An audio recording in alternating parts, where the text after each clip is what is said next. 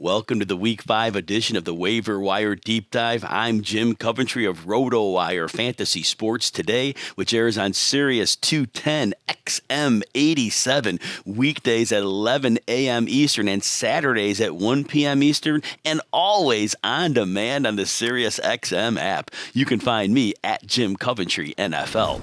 Now we'll start with a quarterback here. Just one at each position. Jimmy Garoppolo's missed the last couple games with an ankle injury, and he may be available in many leagues after averaging just 195 yards over his first few games.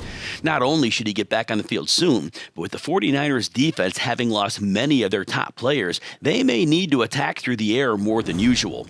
It also helps that for the first time this season, they had a receiving group of George Kittle, Deebo Samuel, and Brandon Ayuk. And we all know what Kyle Shanahan is capable of creating when he needs to focus on the pass. Moving to running back. I get it. There's rarely any good running backs on the waiver wire. So often, we have to dig really deep to find one.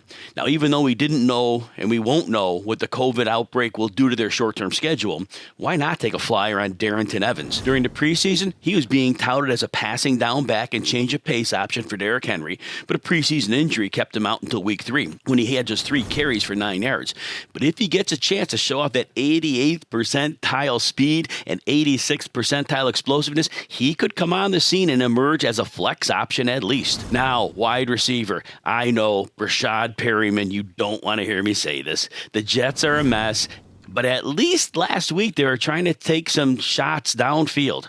Before missing time with an injury, Perriman had to deal quite a bit with Richard Sherman and Tre'Davious White in those 2 games, and he produced less than 20 yards in each of those contests. Now, the offensive line is terrible, making it tougher to consistently throw downfield, but Perriman should be back soon. The Jets will trail most weekends and will be forced to throw. And if he gets targets, remember, Perriman did have a strong finish to 2018 in Cleveland and a strong finish in 2019 with the Bucs. Now, of course he can flop, but he's a decent lottery ticket if there's nothing on the waiver wire.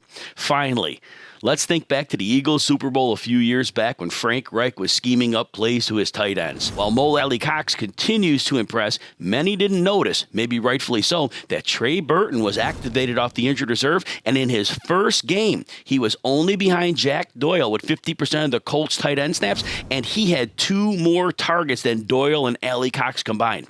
Sure, Burton was terrible when he was with the Bears, when he actually was on the field and not injured, but Reich clearly believes in him, and knowing what a great route runner Burton could be, those desperate at tight end, why not take a shot on Burton?